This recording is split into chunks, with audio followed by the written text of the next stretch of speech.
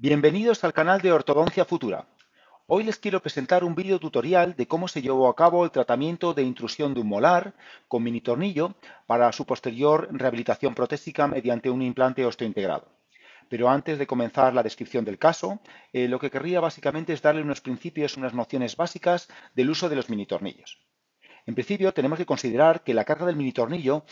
puede ser en la actualidad de forma inmediata. Es decir, que nosotros podemos colocar el mini tornillo y en esa misma sesión realizar ya la carga de anclaje del mini tornillo. Las fuerzas que debemos aplicar, pues en principio deben ser fuerzas ligeras y continuas y son preferibles a las fuerzas intensas e intermitentes. Por ejemplo, son bastante nocivas las fuerzas que pueden generar mediante dispositivos elásticos como los elásticos intermaxilares. Por último, tan solo querría decirles que el mini tornillo tolera muy bien fuerzas entre 200 y 300 gramos y tolera mal las fuerzas ortopédicas, es decir, fuerzas de más de 6 onzas o más de 500 gramos que consideran bastante deleterias para su anclaje. Por último, me gustaría resaltar que básicamente el mini tornillo puede recibir dos tipos de fuerzas ortodóncicas, unas fuerzas que llamaríamos directas y una fuerza que llamaríamos indirecta. Las imágenes que les muestro a continuación serían una muestra de estos dos tipos de fuerzas que podemos aplicar. En las fuerzas directas, como su propio nombre indica, el tornillo sirve como anclaje y se apoya directamente el dispositivo de fuerza, que puede ser o bien un coil como este de 250 gramos, o puede ser también un E-link o una cadeneta elástica. Entonces, dependiendo del tipo de fuerza, es decir, y del vector que queremos aplicar, pues el mini tornillo y el gancho de aplicación de la fuerza se pueden colocar a diferentes alturas. En este ejemplo que les muestro, lo que queremos es realizar un proceso de distalamiento y un proceso de intrusión, y por eso el gancho en la zona anterior, el hook colocado en el arco, es un hook pequeño que pasa por debajo del centro de resistencia del diente, y el mini tornillo está colocado en una posición alta cerca de la mucosa alveolar. Si por el contrario lo que queremos es realizar un movimiento o tratar de buscar un movimiento en masa, lo que hacemos es colocar un hook más alto anclado en el arco cerca del centro de resistencia del diente, que se encontraría en las 2/3 partes de la raíz, y el mini tornillo se colocaría básicamente a la misma altura para que de esa forma, esta forma de aplicación de la fuerza fuera lo más paralela al centro de resistencia del diente y por tanto se realizara un movimiento en masa que nos produjera este tipo de movimiento. En la forma de anclaje indirecto, el diente es el que queda bloqueado por la acción del mini tornillo y es el que realmente recibe las fuerzas ortodóncicas. Por ejemplo, en este caso que les ahora mismo, lo que utilizamos es un mini tornillo para bloquear el movimiento del segundo premolar superior izquierdo del diente número 25, que vamos a utilizar como anclaje para realizar una mesialización, una protrusión de los dientes del frente anterior para obtener espacio para el diente 23, para el canino superior izquierdo, y al mismo tiempo utilizamos un coil comprimido para realizar el distalamiento a clase 1 del primer molar superior izquierdo. Desde mi punto de vista, de las dos formas de aplicación de la fuerza a través del mini tornillo, la aplicación de fuerza directa o la indirecta, en el que el mini tornillo ancla un diente para que se realice el movimiento, las formas indirectas son bastante menos deleterias y contribuyen a la estabilidad del mini tornillo frente a las fuerzas directas, donde este componente intermitente de la fuerza puede, a la larga, repercutir en la estabilidad de este dispositivo. Por último, me gustaría señalarle, antes de comenzar a describir el caso, que desde el punto de vista ergonómico es necesario que los criterios de colocación de los mini tornillos sigan criterios de eficacia, es decir, nos deben ayudar a alcanzar nuestros objetivos de tratamiento, pero sobre todo deben ser eficientes, es decir, el mini tornillo, para poder ser colocado, debe cumplir una adecuada relación coste-beneficio, entendiendo por coste no solo aspectos crematísticos, aspectos económicos, sino aspectos puramente médicos. La pregunta que nos debemos plantear es si el mini tornillo ha contribuido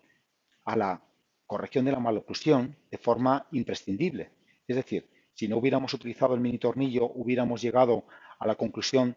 de esa maloclusión y haber alcanzado los objetivos funcionales y estéticos. Si la respuesta es sí, justifica plenamente su uso, pero si no, entonces podemos caer en la tentación de colocar mini tornillos de forma completamente innecesaria. Por tanto, pasamos directamente a la descripción de este tratamiento ortodóncico preprotésico en el que nuestra paciente lo que busca básicamente es una rehabilitación implantológica del cuarto cuadrante, para lo cual ha sido remitida por su periodoncista, que quiere que le realicemos un proceso de intrusión del diente número 17 del segundo molar superior derecho, que ha sufrido un proceso de mesiolinguo-rotación, de mesiopalato-rotación y de extrusión como consecuencia de la pérdida prematura del primer molar del mismo cuadrante. De esta forma, el profesional no tiene altura protésica para poder hacer la rehabilitación y por eso nos lo ha remitido. Al mismo tiempo, hemos de tener en cuenta que la paciente ha sido sometida a un tratamiento de estética en el frente anterior, en el cual se le han colocado unas carillas cerámicas, y la paciente no quiere que se le coloquen dispositivos ortodóncicos en los dientes anteriores, es decir, que no se coloquen brackets ni ningún tipo de elemento adhesivo sobre estas carillas recién colocadas. Con este fin vamos a utilizar dos seccionales y dos mini tornillos por vestibular y por palatino respectivamente, para que se pueda completar el movimiento de rotación y el movimiento de cierre de espacios y de intrusión. Los mini tornillos seleccionados en este caso son dos mini tornillos Orlus de 8 milímetros de longitud y 1,6 milímetros de diámetro. Y utilizo especialmente esta marca por lo interesante de su porción endoósea. Está compuesta por cuatro partes fundamentales. En primer lugar, una punta autoperforante y autorroscante. Y en segundo lugar,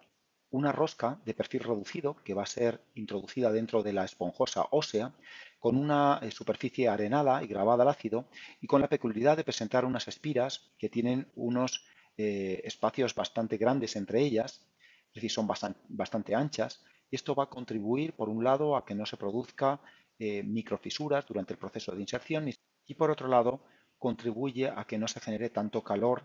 en este proceso. Pero lo que realmente me parece interesante de este diseño de mini tornillo es esta parte F, que es la parte que va a estar insertada dentro de la cortical, que al fin y a la postre va a ser la zona de máximo anclaje del mini tornillo, la que la va a promover la estabilidad primaria. Esta parte F se compone de una rosca trapezoidal completamente diferente a la rosca que va a estar insertada dentro de la esponjosa. Es una rosca con un incremento de anchura y con muy poco espacio entre las espiras, que le confiere muchísimo contacto con la superficie de la cortical y por tanto muchísima estabilidad. Finalmente, disponemos de unos collarines gingivales y estos collarines gingivales tienen diferentes longitudes en función del espesor de la mucosa. De forma que, pues en una fibromucosa palatina, cuyo espesor es bastante superior a la zona vestibular, pues probablemente utilicemos un collarín gingival más ancho frente al vestíbulo, donde utilizaremos un collarín un poquito menos ancho o más estrecho para que el mini tornillo no quede enterrado. Entonces, una vez seleccionado el mini tornillo, lo colocamos por vestibular y vamos a hacer dos modelos de anclaje, un anclaje indirecto y un anclaje directo. El anclaje directo se va a realizar sobre el segundo premolar, sobre el cual nos vamos a apoyar para que se produzca el proceso de derrotación con el seccional. Y al mismo tiempo vamos a realizar un proceso de anclaje activo, un proceso de tracción directa, mediante un hilo elástico en la superficie de vestibular del segundo molar. Aquí tenemos una imagen radiográfica de donde queda colocado el mini tornillo y como vemos efectivamente se está produciendo un proceso de intrusión, pero evidentemente al aplicar la fuerza vestibular al centro de resistencia se está produciendo una intrusión de las cúspides vestibulares, pero se produce un descenso de las cúspides palatinas. Por tanto, justifica la colocación de un mini tornillo con las mismas condiciones y características anteriormente descritas y al mismo tiempo nos vamos a apoyar de dos brackets en la superficie palatinas que contribuyen al proceso de rotación y de cierre de espacios del diente del primer molar que habíamos perdido. Así, por tanto, vamos realizando el proceso de intrusión vestibular y palatina al unísono hasta que alcanzamos un plano oclusal único. De nuevo lo remitimos al periodoncista para que le coloquen ya sus implantes osteointegrados, sus fijaciones. Y básicamente lo que observamos es que desde este molar que estaba completamente desnivelado, extruido y rotado, hemos alcanzado un proceso de intrusión y nivelación de los planos sin que se produzca ningún tipo y cierre de espacios, sin que se produzca ningún efecto sobre el premolar sobre el que nos hemos apoyado, en el cual el mini tornillo ha actuado como anclaje. Así nivelamos los planos y remitimos de nuevo al periodoncista para que le coloque las coronas correspondientes. De esta forma creo que hemos alcanzado un resultado estético y funcional aceptable, pero sobre todo hemos tratado de satisfacer las necesidades de la paciente desde el punto de vista estético y funcional. Muchísimas gracias por su atención, espero que este vídeo haya resultado de su interés y les espero con más vídeo e información en nuestro canal www.ortodonciafutura.com.